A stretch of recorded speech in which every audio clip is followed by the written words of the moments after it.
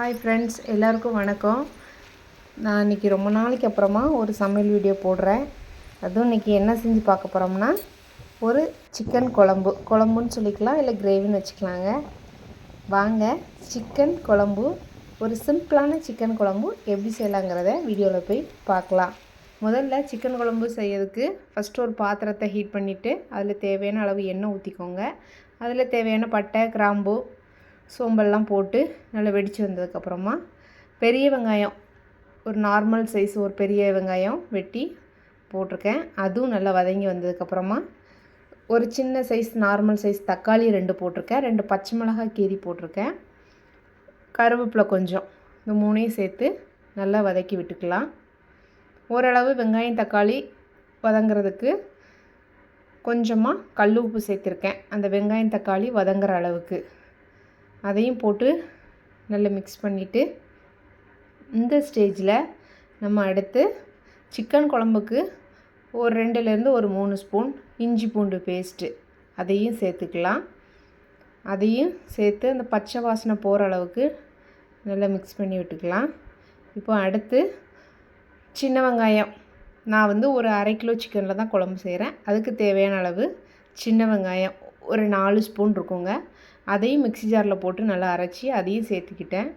அந்த சின்ன வெங்காயம் இஞ்சி பூண்டு வாசனையெல்லாம் போகிற அளவுக்கு நல்லா வதக்குனதுக்கப்புறமா இந்த ஸ்டேஜில் நல்லா மஞ்சத்தூள் போட்டு க்ளீன் பண்ணி எடுத்து வச்ச சிக்கனையும் இந்த மிக்ஸோடு சேர்த்துக்கலாம். சிக்கனை நல்லா மிக்ஸ் பண்ணி விட்டுக்கோங்க. அந்த வெங்காயம் இஞ்சி பூண்டோட நல்லா மிக்ஸ் பண்ணி விட்டுட்டு இந்த ஸ்டேஜில் குழம்புக்கு தேவையான மஞ்சத்தூள் சேர்த்துக்கோங்க. அதையும் போட்டு நல்லா மிக்ஸ் பண்ணிவிட்டு இந்த நேரத்தில் குழம்புக்கு தேவையான மசாலா பொருட்களையும் சேர்த்துக்கலாம். நான் ஒரு 4 ஸ்பூன் சிக்கன் பொடி, 1 ஸ்பூன் கறி மசாலா, காரத்துக்கு தேவையான மிளகாத்தூள் அதையும் எடுத்து நல்லா மிக்ஸ் பண்ணிக்கலாம். இதே ஸ்டேஜில் குழம்புக்கு தேவையான தேங்காய் ஒரு 1/2 மூடி எடுத்திருக்கேன், சீரகம் 1 ஸ்பூன், 1 ஸ்பூன் சோம்பு, இவ்வளோத்தையும் ஒரு மிக்ஸி ஜாரில் போட்டு அரைச்சி எடுத்துக்கலாம். இப்போது நம்ம இந்த குழம்புக்கு தேவையான மசாலாலாம் போட்டு நல்லா மிக்ஸ் பண்ணிட்டோங்க. இந்த ஸ்டேஜில் குழம்புக்கு தேவையான தண்ணி ஊற்றி அந்த சிக்கனை நல்லா வேக வச்சுக்கலாம். நல்லா தண்ணி ஊற்றி அந்த சிக்கன் நல்லா மூழ்கிற அளவுக்கு கிளறி விட்டுக்கோங்க. இப்போது ஒரு 10 நிமிஷம் இந்த சிக்கன் நல்லா வெந்து வரட்டும். சிக்கன் வேகிறதுக்கு ரொம்ப டைம் ஆகாது, சீக்கிரம் வெந்துடும். இப்போது ஒரு மூடி போட்டு சிக்கனை வேக வச்சுக்கலாம். கரெக்டாக ஒரு 10 நிமிஷத்துக்கு அப்புறமா இப்போ நம்ம ஓப்பன் பண்ணி பார்க்கலாம். சிக்கன் நல்லா கொதித்து அந்த மசாலாவோட நல்லா மிக்ஸ் ஆகி வெந்து வந்துட்டுருக்குங்க. இப்போது கிட்டத்தட்ட 3/4 நமக்கு சிக்கன் நல்லாவே வெந்திருக்கும்.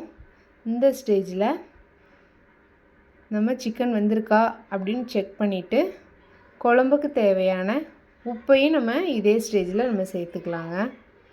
குழம்புக்கு தேவையான உப்பு நான் கல் உப்பு தாங்க போடுறேன். தேவையான உப்பு போட்டாச்சு. இதே ஸ்டேஜில் நம்ம தேங்காய், சீரகம், சோம்பு 3ஐயும் அரைச்சி வச்ச விழுதையும் சேர்த்துக்கலாம். சேர்த்து ஒரு 5 நிமிஷம் குழம்ப கொதிக்க வச்சுட்டா இப்போது நமக்கு சிக்கன் குழம்பு ரெடி.